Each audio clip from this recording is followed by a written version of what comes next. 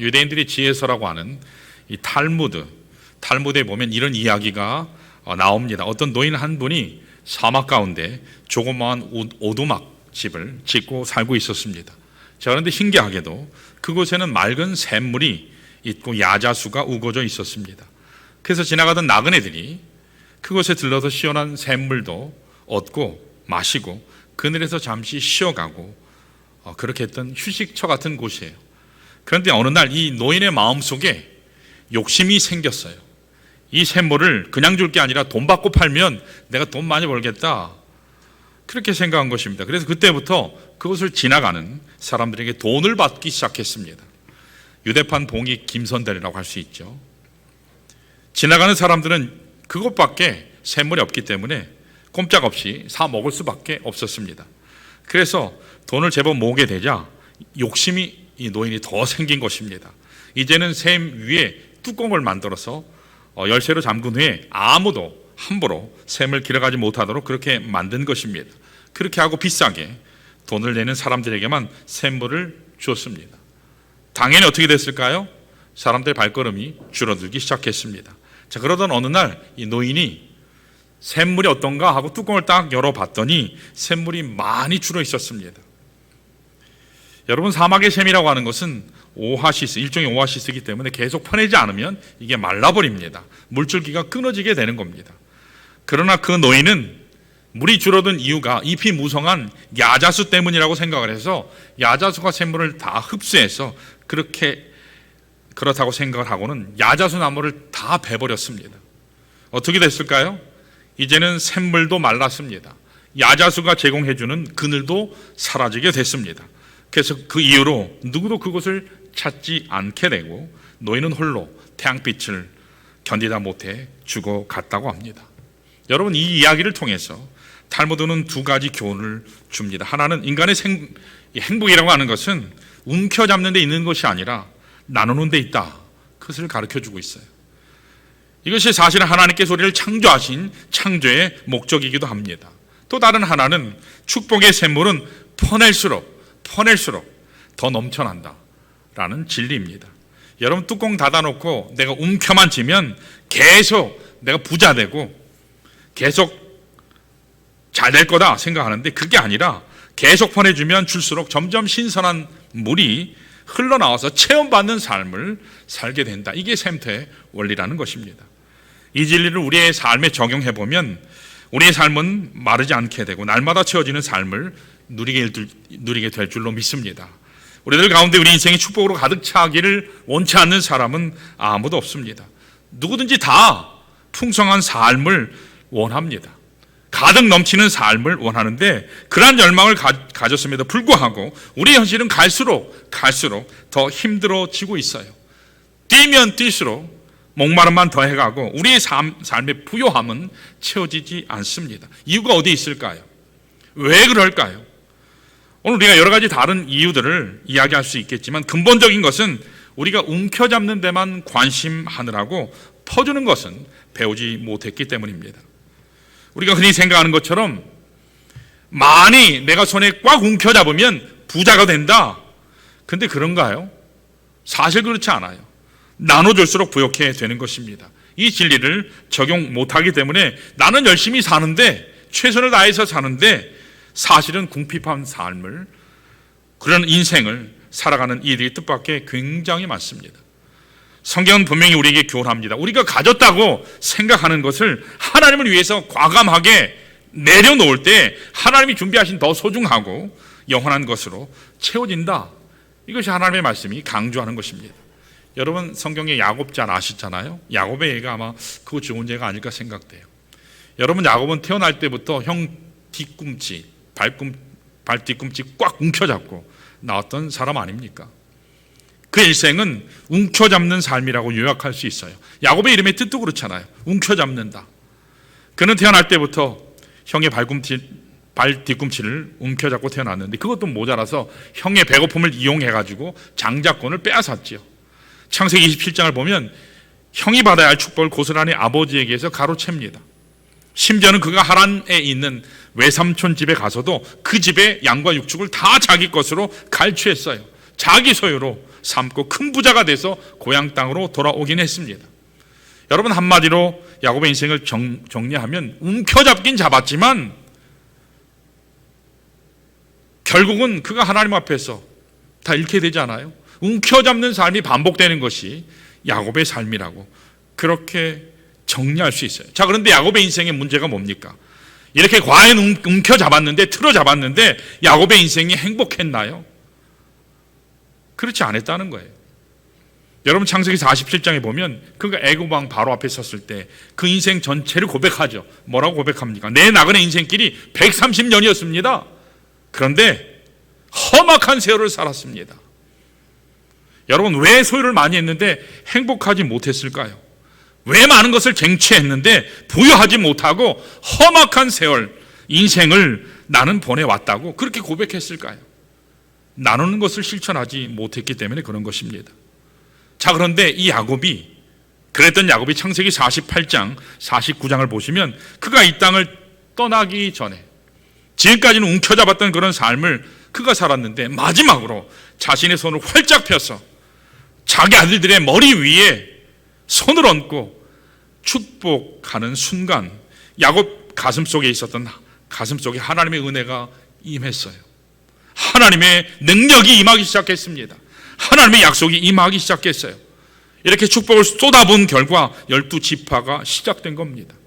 이것이 이스라엘 민족의 출발이라고 할 수 있어요.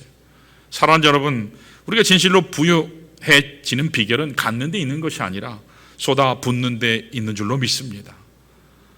우리가 쏟아부어주면 손해나는 것 같은데, 다 잃는 것 같은데 그게 아니라는 거예요.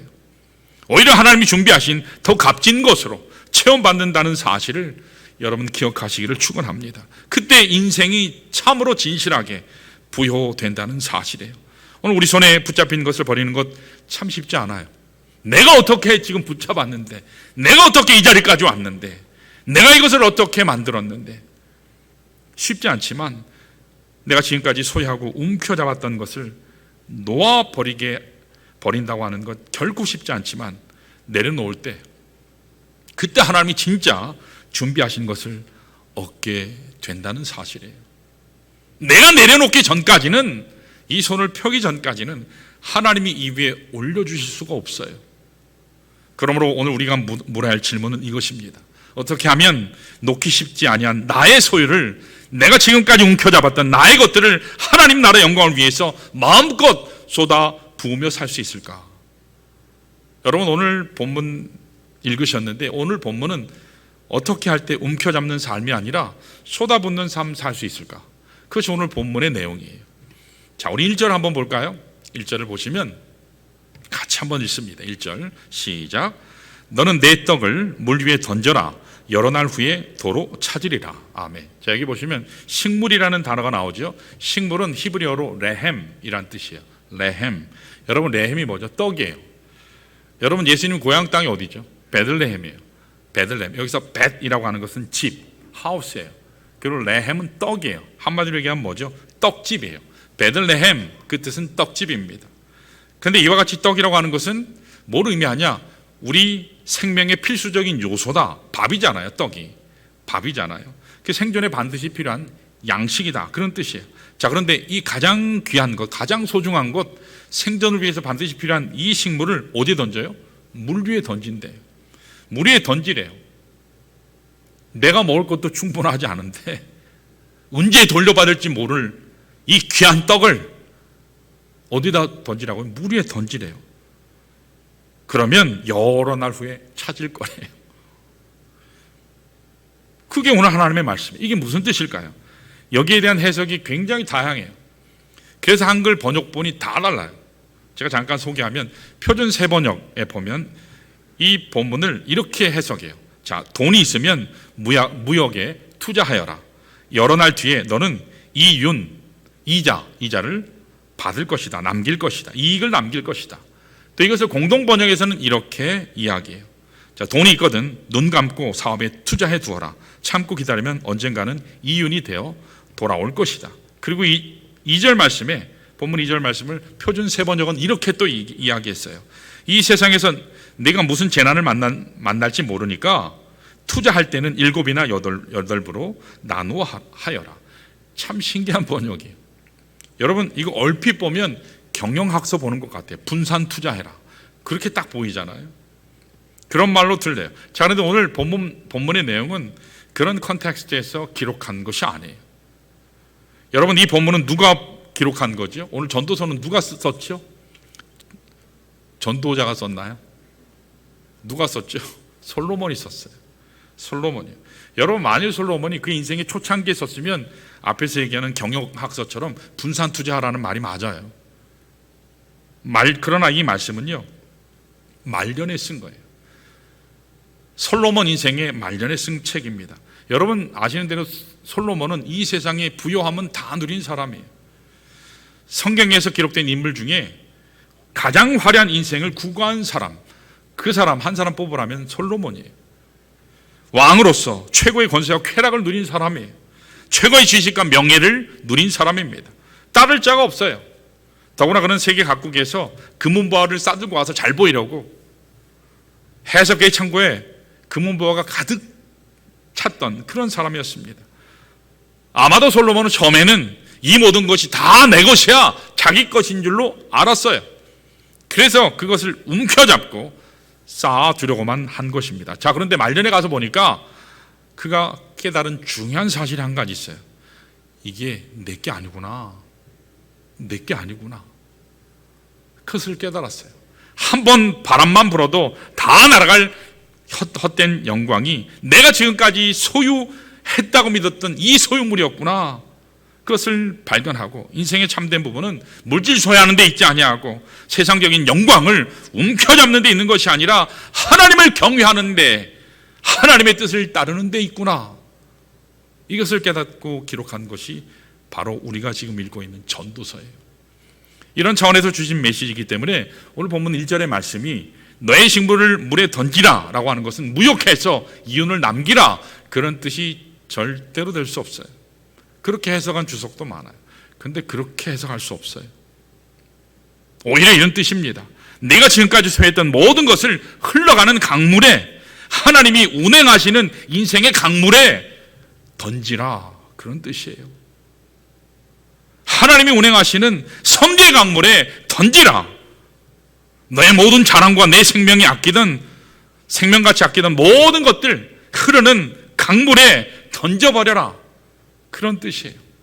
사랑 여러분, 우리가 지금까지 자랑했던 모든 것, 우리가 자랑했던 것 있잖아요. 움켜잡았던 것, 그 모든 것을 흐르는 물 속에 던져버리면 어떻게 될까요?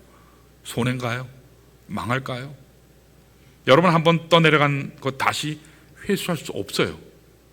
없잖아요. 나의 입장에서 보면 멍청한 짓일 수 있어요. 손해보는 짓일 수 있어요. 내가 버린 그 식물을 찾지 못하기 때문에 나는 손해보는 것 같고 무의미한 것처럼 느낄 수 있지만 오늘 하나님의 말씀은 그게 아니라고 말씀해요. 내가 버렸던 그 식물이 하나님의 섭리의 강줄기를, 하나님이 운행하시는 그 강줄기를 따라 흘러내려가는 중에 저 강하류에서 배가 고픈 누군가가, 인생의 가난함과 절망감과 좌절 가운데 있는 그 누군가가 내가 던졌던 그 식물을 먹고 힘을 낼 수 있다. 내가 던졌던 그 재물로 인해서, 내가 던졌던 그 희생의 시간을 통해서, 헌신을 통해서 그들의 가난이, 그들의 절망이 면해질 수 있다. 이것이 하나님이 나에게 주시는, 오늘 믿는 자에게 주시는 최상의 보상이다. 바로 그런 뜻이에요. 이것이 오늘 하나님의 말씀이에요. 여러분, 바보 같아 보이세요? 식물에 그냥 식물을, 자신의 가장 귀한 것을 강물에 던지면 멍청하게 보이세요? 그게 아니라는 거예요. 여기에 참으로 인생을 부요하게 사는 비결이 기록되어 있습니다. 여러분, 나의 것을 돌려받을 기약이 없어요. 기약이 없어요. 가장 어리석게 사는 사람의 모습이에요.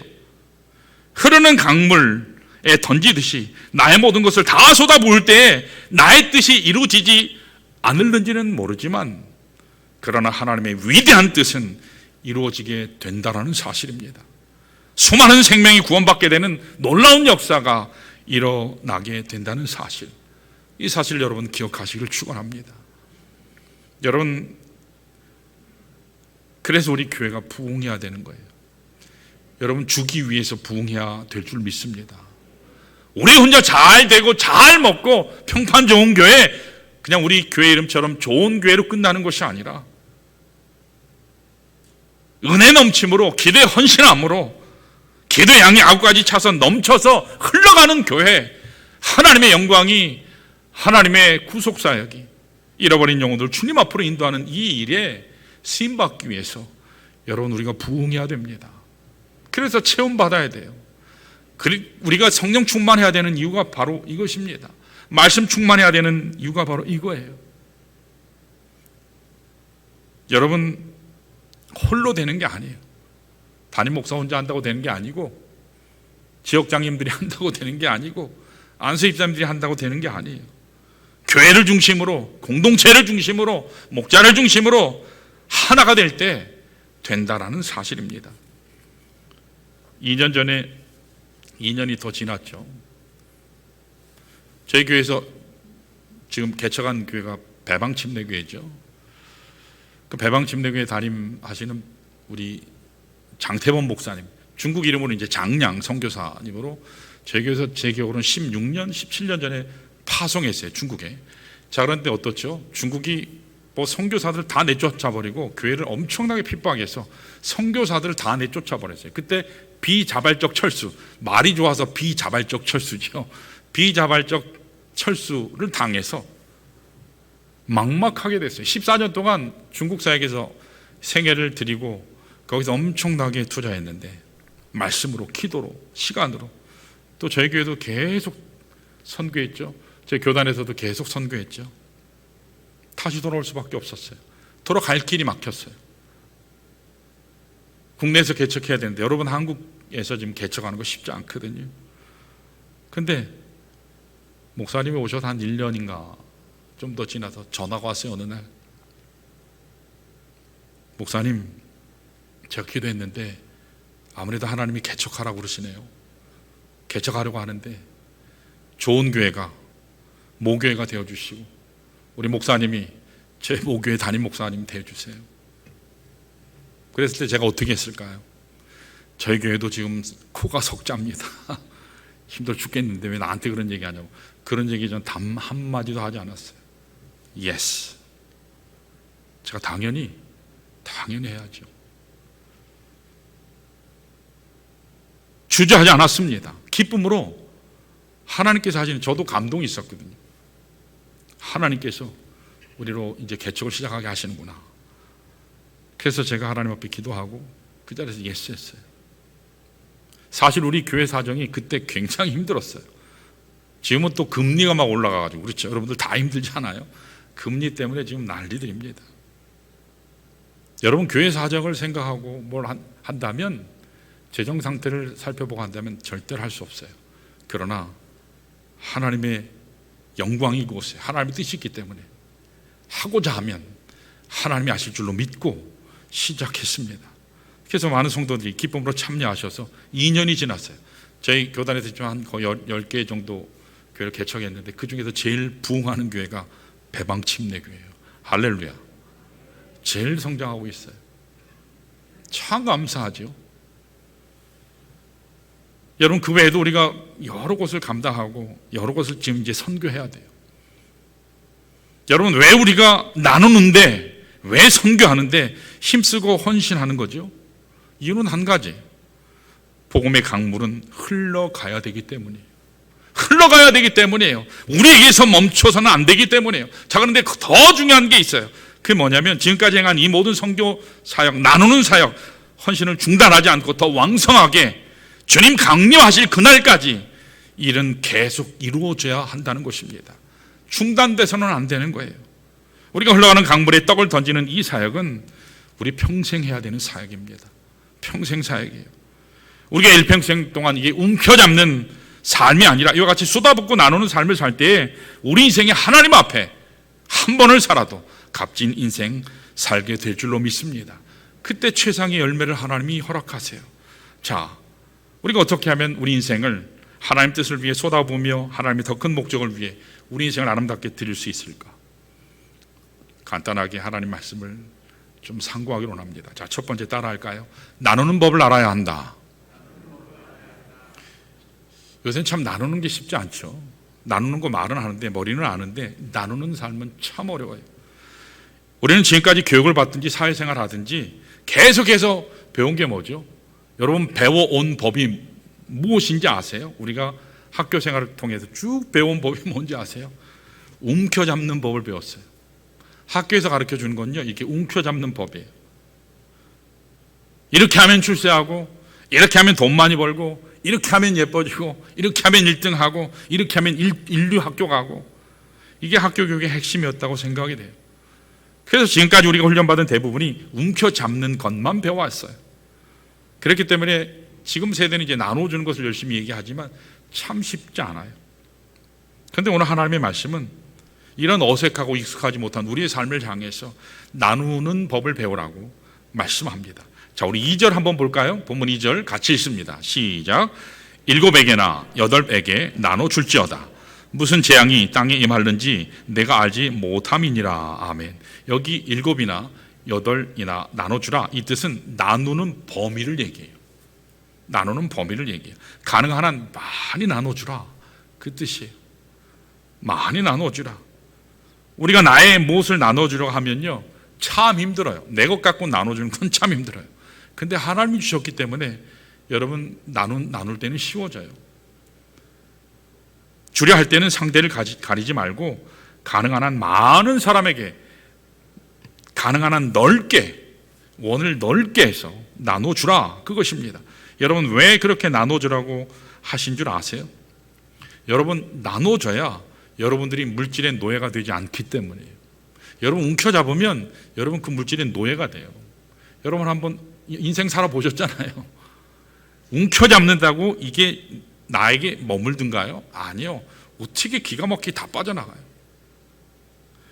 하나님이 우리에게 주신 물질은 흘러가라고 주신 거예요. 흘러가야 할 물질을 흘러가지 않게 하고 내가 이렇게 꽉 붙잡고 있으면 결국 내가 그 물질의 노예가 돼요. 돈을 많이 벌면 여러분 자유롭게 될 줄 알지만 많이 벌면 많이 벌수록 노예가 돼요. 그래서 하나님께 드리는 게 힘들어져요. 여러분 10만 원 수입 있을 때 하나님께 11조 드리는 건 쉬워요. 근데 100만 원 될 때는요, 뭐 그때까지도 이게 한 1000만 원 되면 어떻게 되죠? 조금 부담되기 시작해요. 이게 한 1억 되면 어떻게 될까요? 하나님이 주신 9천만 원보다 1000만 원이 더 크게 보여요. 이게 물질의 노예가 되기 시작합니다. 여러분 물질의 노예, 시간의 노예도 마찬가지예요. 나를 위해서 시간을 자꾸 쓴다고 할 때 여러분 그 시간을 내가 활용하고 제대로 잘 쓸 수 있는가? 그렇지 않아요. 나만을 위한 시간이다, 그럴 때는요, 여러분 결코 그 시간이 나에게 유익하지 않아요. 많이 벌면 벌수록 노예가 되고 더 시간을 낼 수가 없습니다. 더 비참한 인생이 되는 것을 보게 돼요.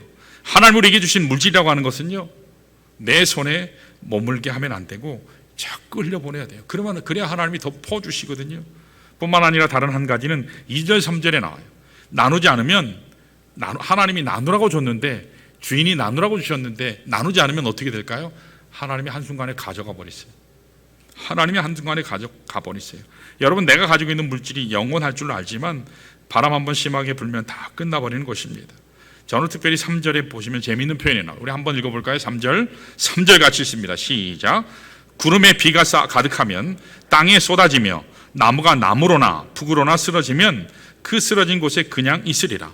여러분 여기 하늘에 구름이 가득 차 있는데 비가 한번 쏟아지면 어떻게 될까요? 끝장난다는 거예요. 싹 쓸어버리는 거예요.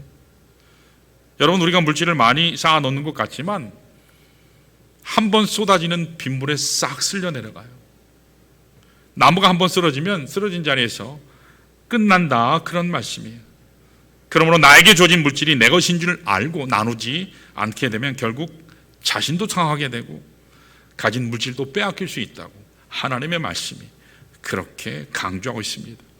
여러분 누가복음 12장 잘 아세요. 12장을 보시면 예수님께서 주신 비유 중에 어리석은 부자에 대해서 얘기하죠.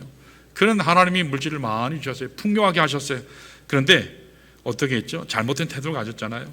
여러분 오해하시지 말 것은 성경은 소출이 많다, 풍년이 든 이것을 잘못이라고 말씀하는 게 아니에요.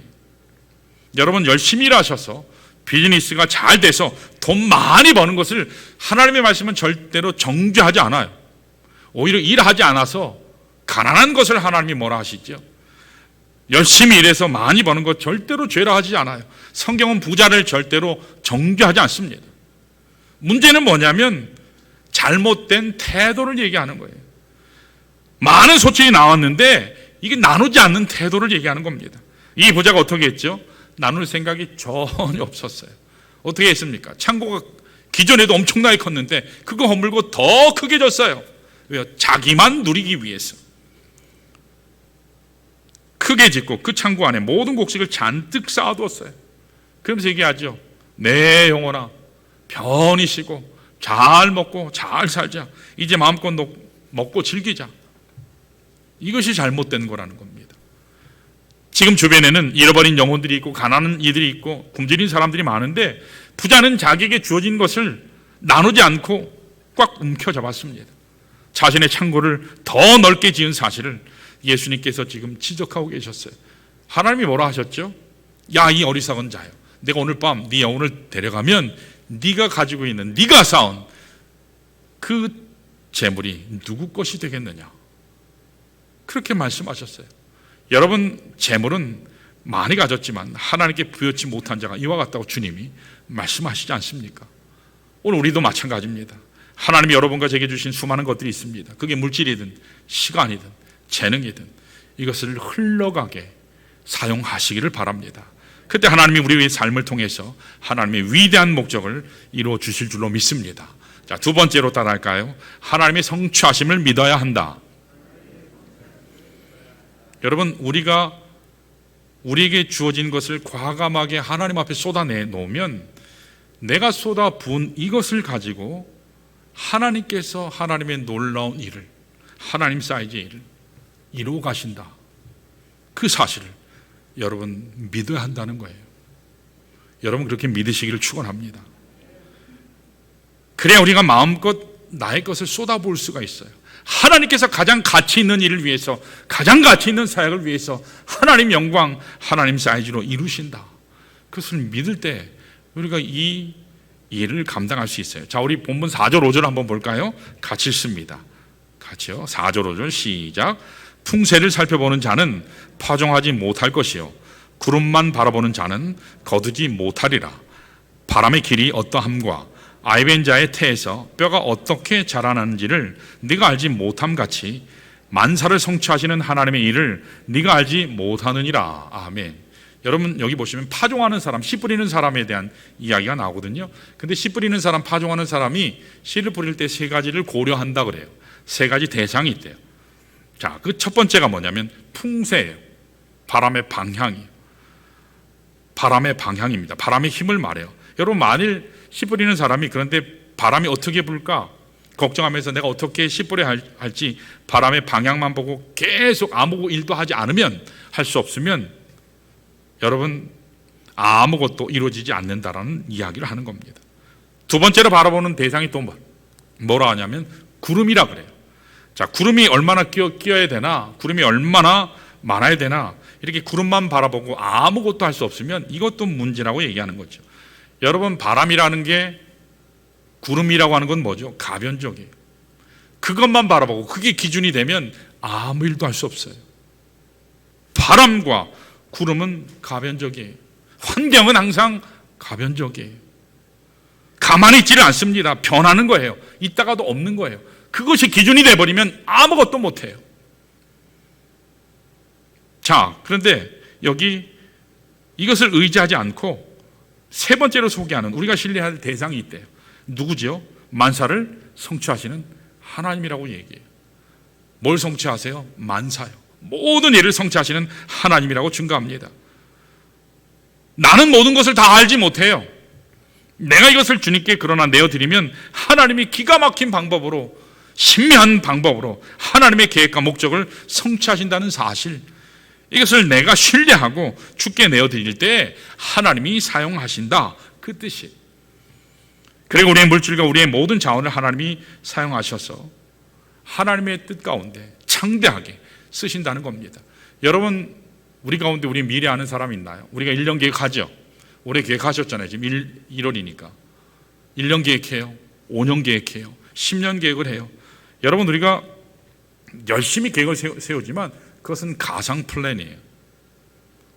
가상적인, 이루어진 거 아니잖아요. 이렇게 됐으면 좋겠다 하는 계획일 뿐입니다.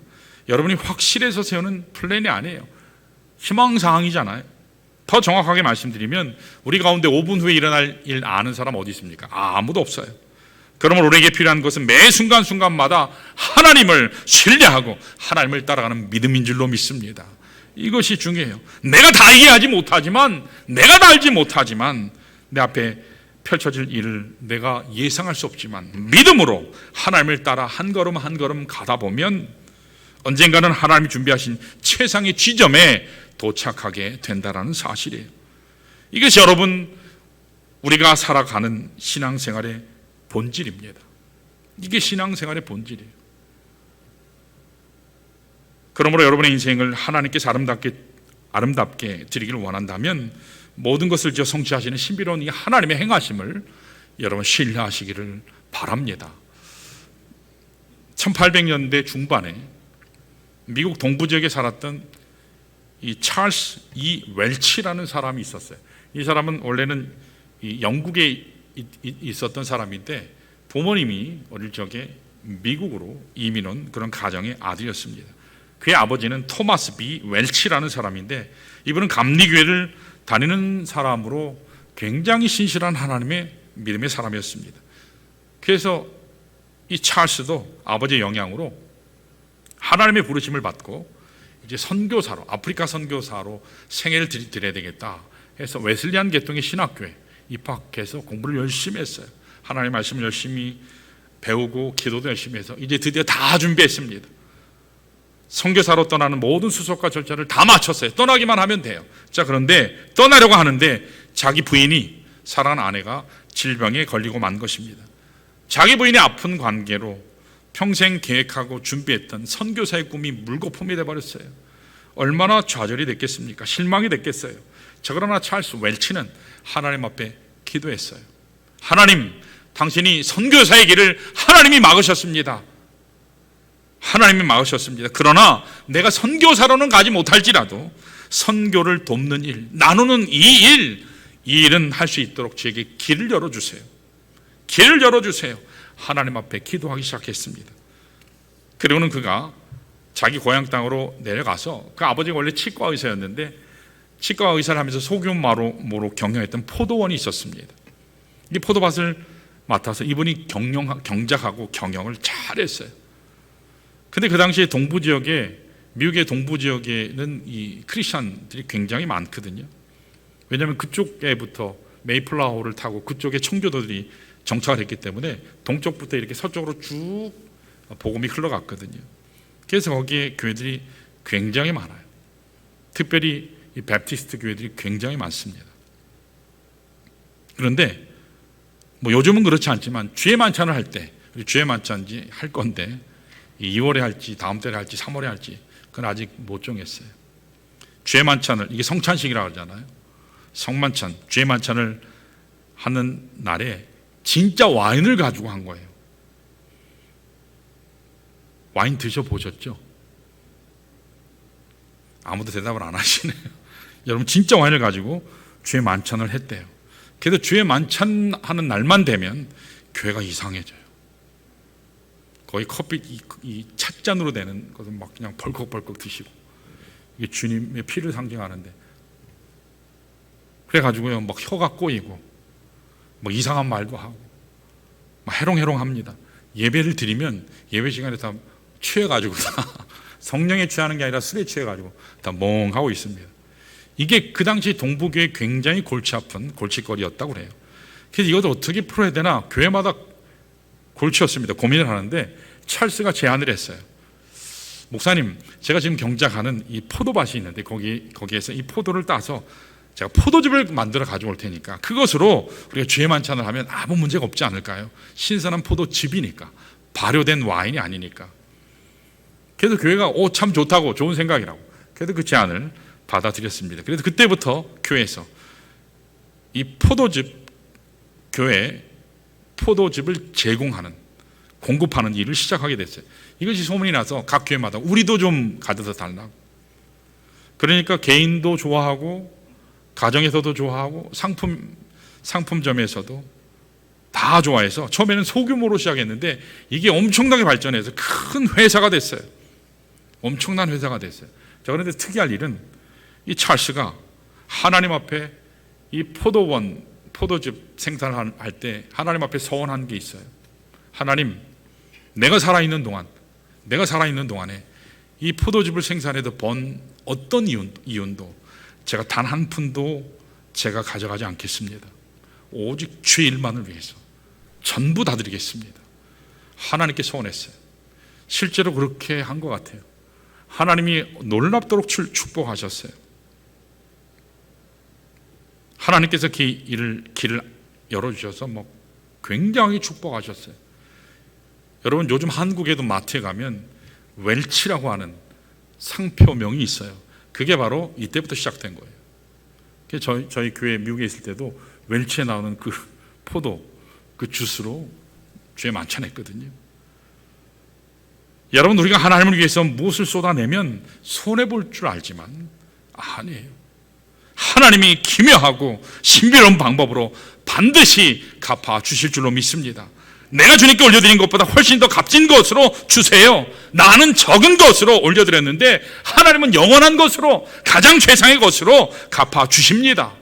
내 것을 움켜잡고 내가 움켜잡으면 부자 되는 줄 아는데 여러분, 잡으면 잡을수록 점점 그것이 나를 노예로 만들어버려요.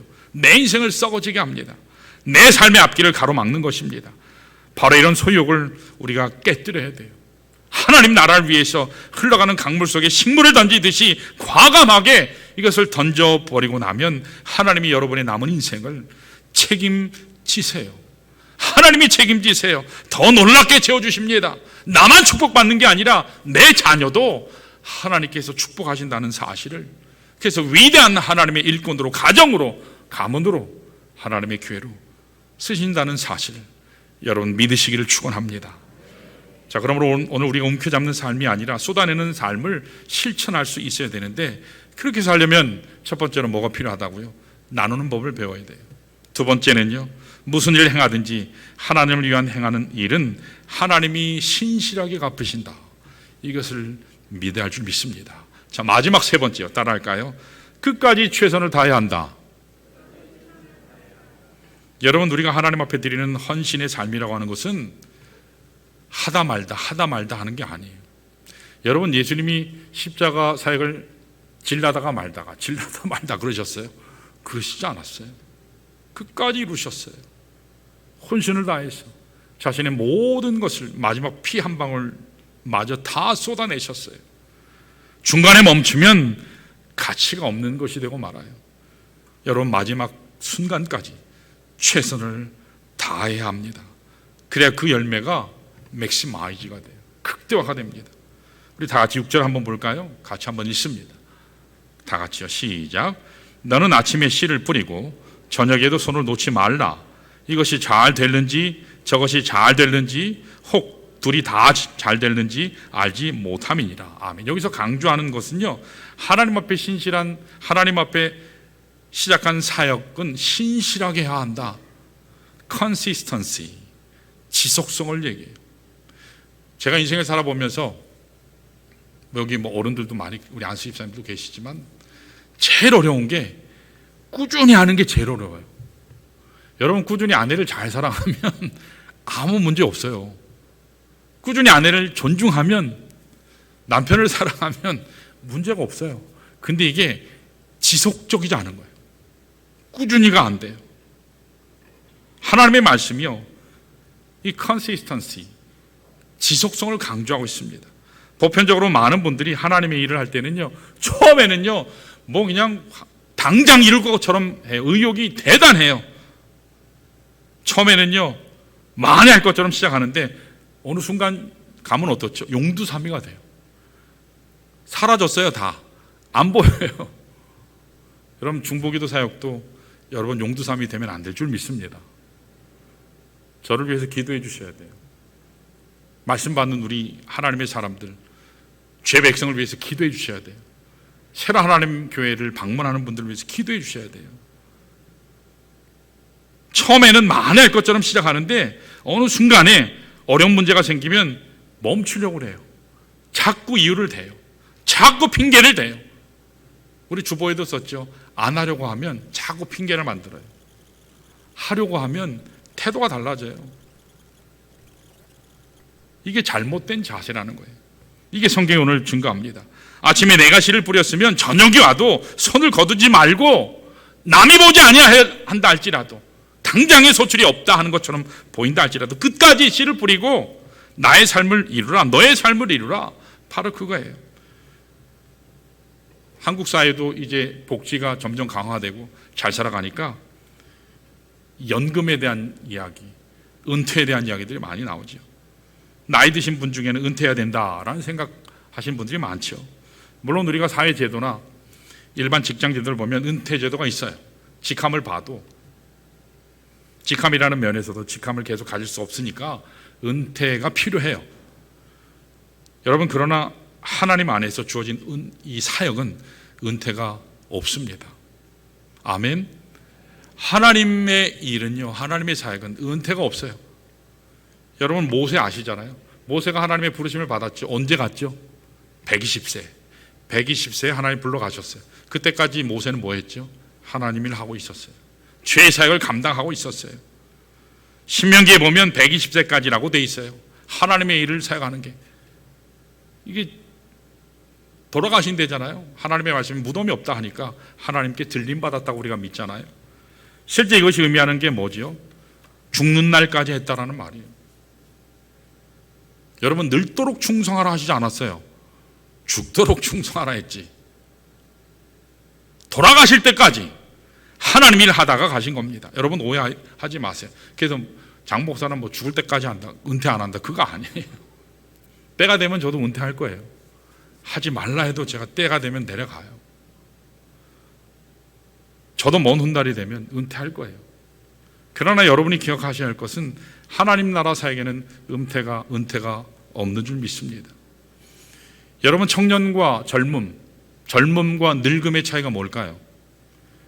주름살 많으면 늙으시고 팽팽하면 젊은가요? 그거 아니에요. 그거 아닙니다. 헌신된 열정이 있느냐 없느냐예요.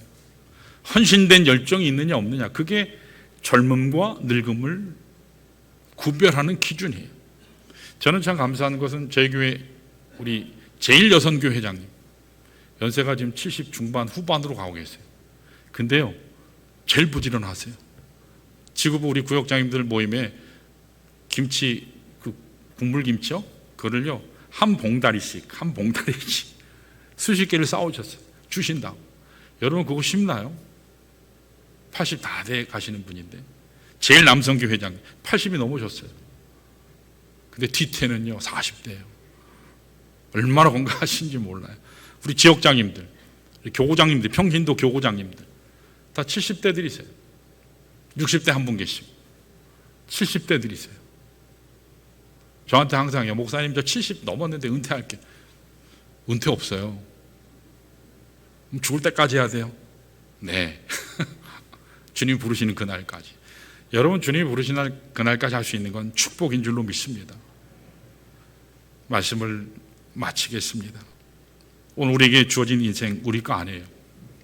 처음부터 하나님 주신 겁니다. 나에게 주어진 시간 중 단 1초도 나의 것 없습니다. 하나님 겁니다. 나에게 주어진 물질 내 거 아니에요. 내게 주어진 재능 내 거 아니에요. 다 하나님 겁니다. 언젠가는 주 예수 강림하시는 그날에 여러분은 어떠한 모습으로 그분을 맞을 것인지 생각하셔야 돼요. 그때 여러분 주님 앞에 섰을 때 드릴 것 있어야 하지 않겠습니까? 하나님 아버지, 사랑의 주님, 내가 부족했지만 내가 주님 앞에 최선으로 이것을 이루었습니다. 드릴 수 있어서 감사합니다. 받으십시오. 지금까지 여러분의 인생 일평생 동안 예수 그리스도의 복음 위에 살아왔던 복음의 열매를 주님 앞에 내놓고, 하나님 여기 있습니다. 나의 일평생이 바로 여기에 있습니다. 여기에 주님 사랑하는 나의 고백이 있고, 나의 눈물이 있고, 나의 헌신이 여기 있습니다. 주님 받아주십시오. 이 같은 고백이 있어야 하지 않을까요? 여러분, 주님은 반드시 오십니다. 우리는 주님 앞에 반드시 설 것입니다. 그분 앞에 섰을 때 부끄럽지 않도록, 그분 앞에 섰을 때 나의 인생의 한순간도 나는 낭비하지 않았습니다. 주님 함께 해주셔서, 사용해 주셔서 감사합니다. 내가 사는 동안 다 쏟고 갈 수 있도록 써주셔서 감사합니다. 그렇게 고백할 수 있는 우리 모두 될 수 있도록 여러분, 하나님 앞에 이 시간 나아가는 시간 되길 원합니다. 이 시간에 다 일어나셔서 우리 말씀 기억하면서 하나님 앞에 기도하겠습니다.